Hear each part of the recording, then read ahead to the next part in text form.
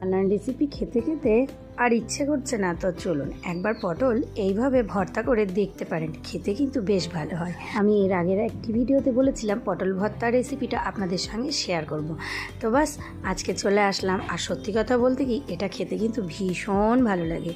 এর জন্য আমি একটা কড়াইয়ে একটু তেল দিয়ে, অল্প পরিমাণে তেল দিয়েছি, দিয়ে পটল, বেশ কিছুটা রসুন, কাঁচা লঙ্কা আর একটা মাত্র টমেটো দিয়েছি। এবার সমস্ত কিছুই কিন্তু একদম লো হিটে আমি ভেজে নিচ্ছি। আমি যদি এখানে গ্যাসের ফ্লেমটা বাড়িয়ে দিই তাহলে কিন্তু সমস্ত পুড়ে যাবে, সিদ্ধ কিন্তু হবে না, কাঁচাই রয়ে যাবে।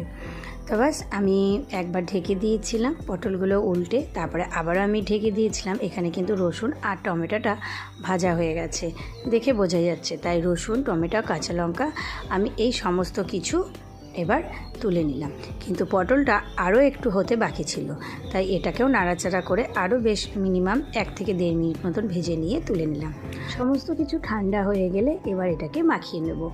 আমি এখানে মিনিমাম একটা মাঝারি সাইজের কুচনো পেঁয়াজ নিয়েছি, 2টো মতন কাঁচা লঙ্কা কুচানো, আর নিয়েছি অল্প পরিমাণে লবণ, 1 চামচ মতন আচার। আচারটা আমার ঘরেরই তৈরি করা 5 মিশালি টক আচার। এবার এই সমস্ত কিছুকে ভালো করে চটকে নেব।